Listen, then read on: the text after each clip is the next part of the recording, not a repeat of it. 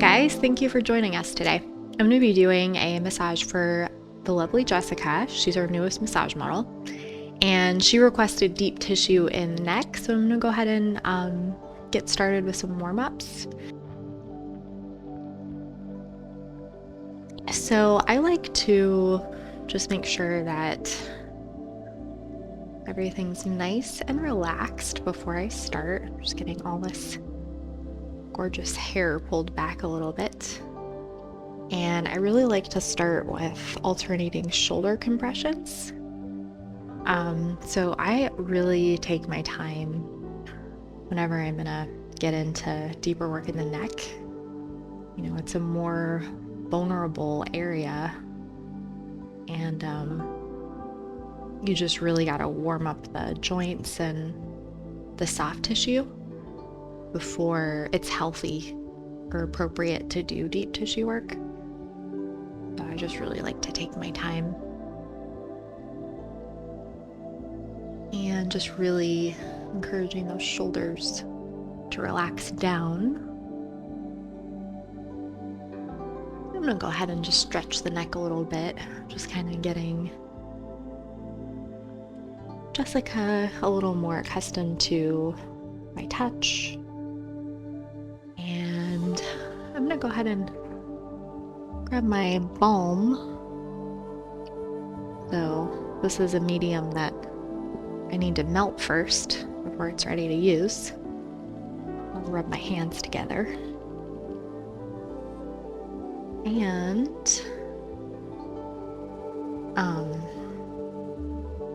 actually it can be kind of nice. This balm I'm using has essential oil in it, so you can kind of just get your client settled in.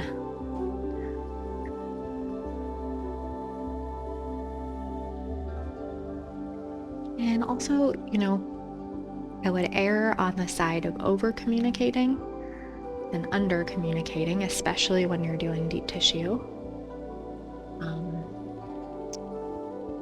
And I'm always kind of focused on just letting my strokes be nice and broad.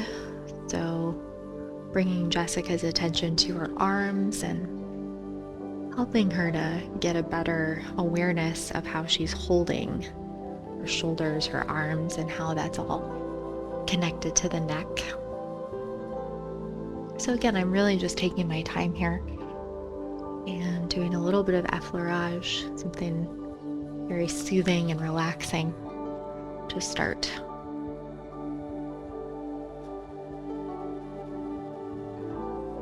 And I'm gonna go ahead and start to narrow in on the neck a little bit. So just getting into the back of the neck, upper traps a little bit. And it can feel really nice if your nails aren't too long. You can actually start working on the upper trap from upper back, which can feel just like the biggest relief if you just kind of scoop up. But again, just make sure that your fingernails aren't long, because it doesn't feel good to get scratched. Just really taking my time as I start. You can start as low as you can reach along the spine. That just feels really, really nice. You work all the way into the neck.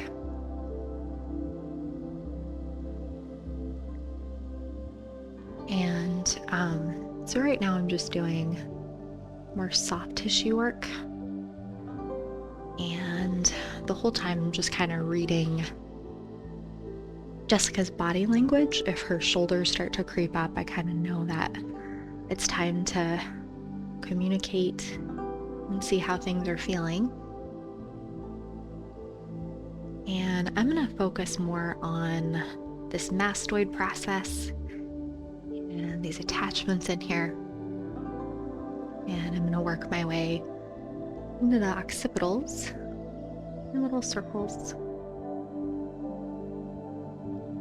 And it can also feel really nice to, if you actually scoop your fingers and you want a more direct, constant pressure, you can just scoop your fingers and hold below that mastoid process. It's a really, really nice thing to do for your client.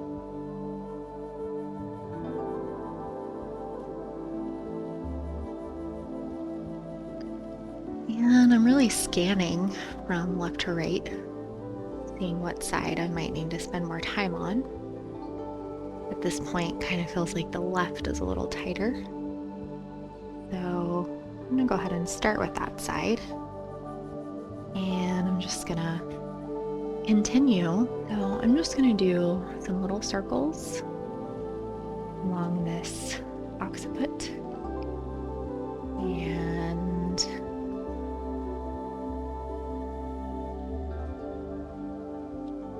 really gradually starting to work in a little bit deeper. The deep tissue work starts about now. Everything's warmed up more or less.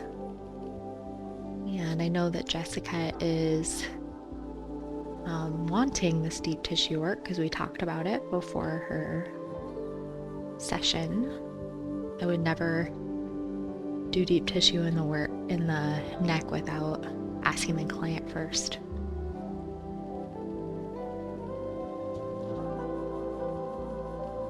And just little circles.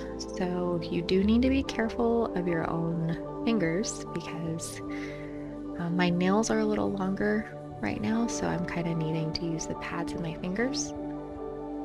And I'm putting a little more joint pressure on those joints than I probably should.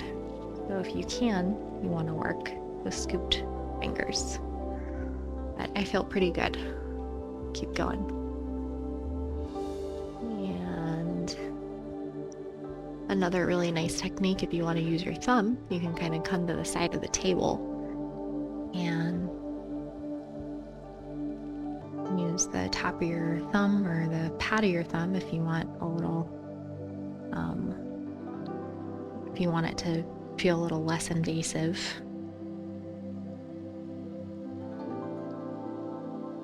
And again, even with this technique, you need to be careful of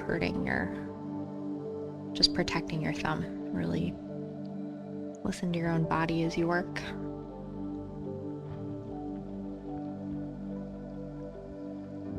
And also use your knuckles. This is not a technique that I use very much because they don't have the sensitivity as much, but it's much easier. Well, just some fun techniques to try.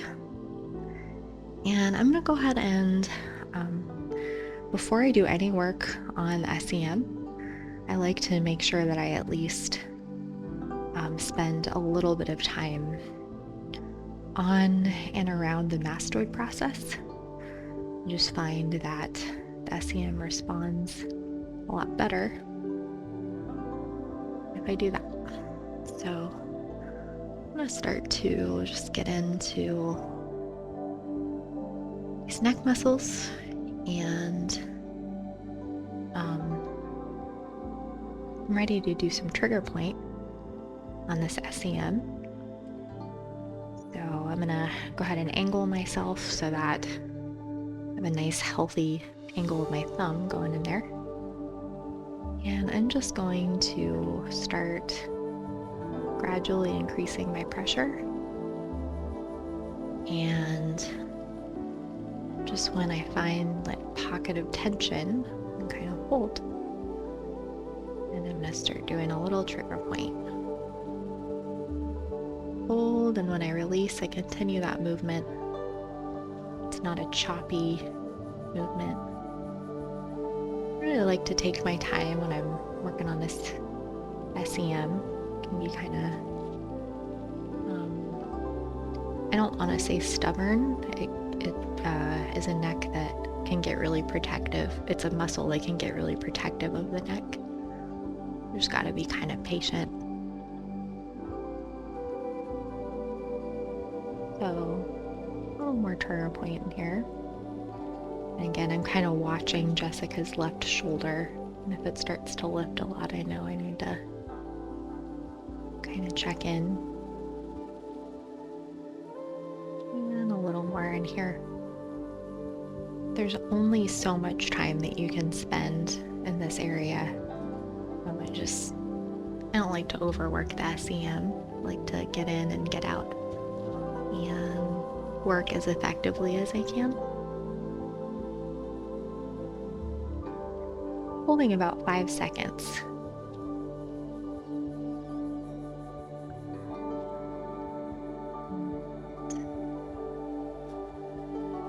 Get into those scalenes a little bit or trap. If I wanted to do more upper trap work, I would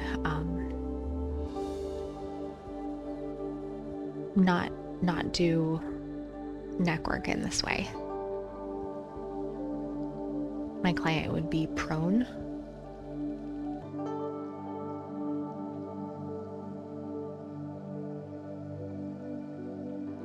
And just ending with a little bit of soft tissue work before I move to the opposite side. And I'm also just checking in with the suboccipitals, making sure that they're not,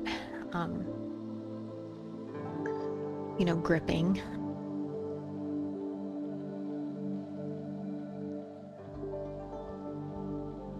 And also, this is a chance for me, if I'm feeling a little tired, I can kind of just take a breath and do something that doesn't require quite as much focus.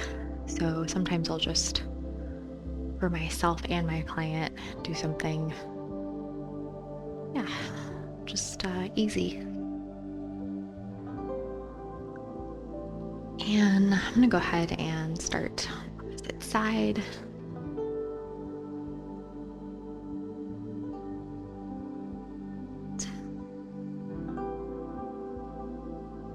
Just doing little circles.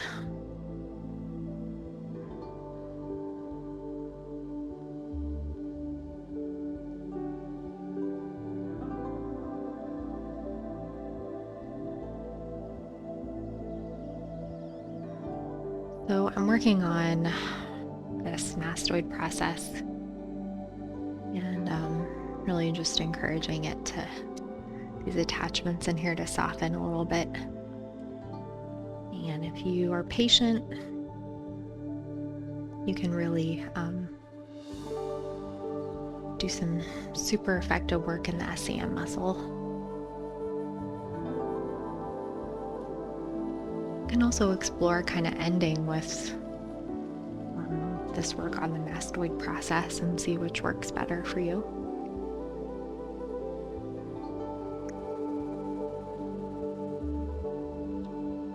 And so I do have Jessica's head at the right angle for me.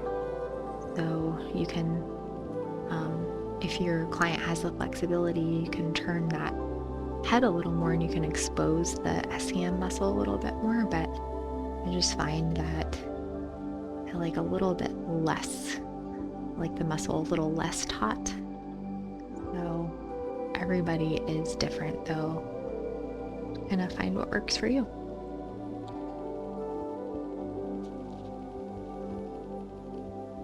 And again, just checking in with myself, making sure that my spine's long.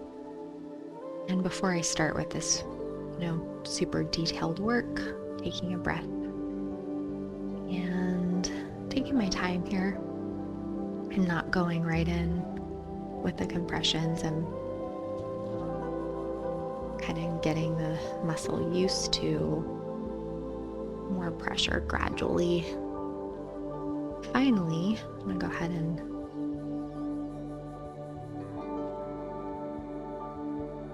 start with this trigger point work. I'm gonna hold. This is really intense, so I don't usually hold longer than 5 seconds. unless it feels right.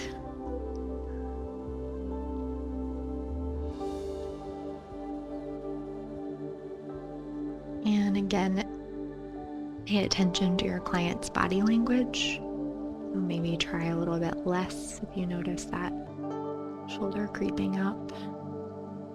Just check in.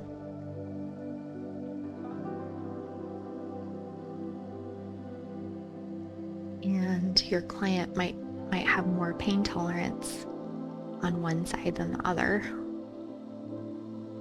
especially if there was an injury or something.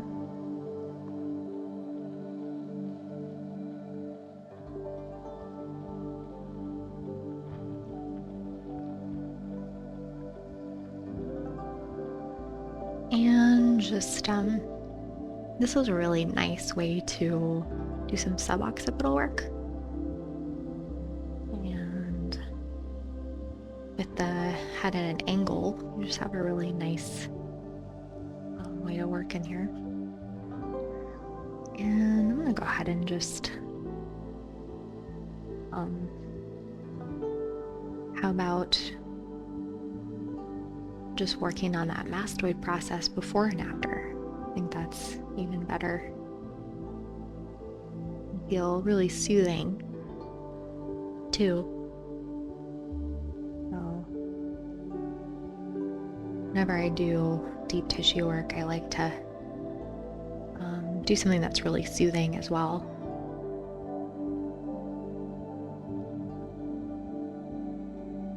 And I'm just kind of looking at those shoulders and might do a few more alternating impressions. And I'm gonna go ahead and finish with some relaxing scalp massage. Jessica's been a great sport today. We've done some pretty deep work in her neck, and I think that just ending with some relaxing scalp will be a nice treat. And you do want to make sure that this is something that your client's comfortable with and wants.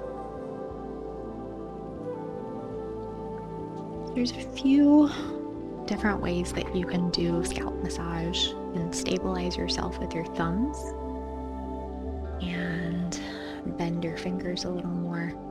Or if that feels uncomfortable, you can actually just keep your fingers straight and let your thumbs kind of be more free. This is another thing, everybody's head is a different size and shape, so kind of just see what feels good, massage to massage.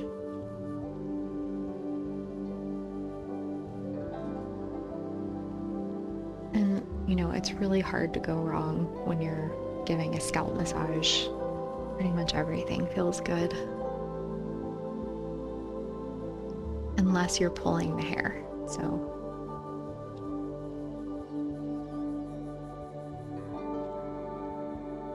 I really like to, especially after doing that SCM work, I like to do something really nurturing that also kind of touches on the mastoid process. So just kind of letting there be a really soft, more nurturing kind of pressure in that area. And that in combination with some pressure on the temple feels really nice.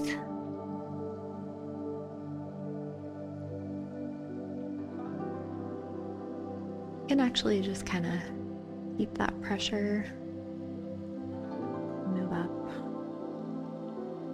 and that tension and so it can feel really nice if you, from this position, if you just continue the pressure into that area above the ear on the back side of the head.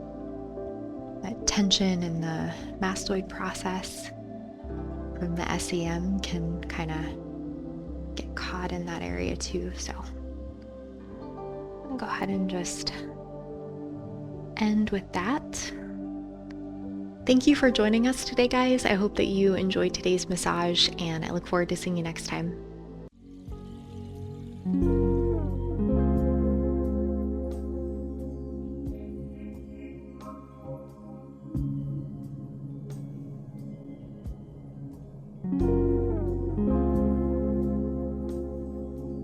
Join us for 14 and 30-day programs, hour-long classes, and much more on our yoga app, Yoga Plus by Psyche Truth. It's free to download and features a variety of wellness content, including yoga, fitness, Pilates, guided meditations, and interviews with dozens of wellness experts.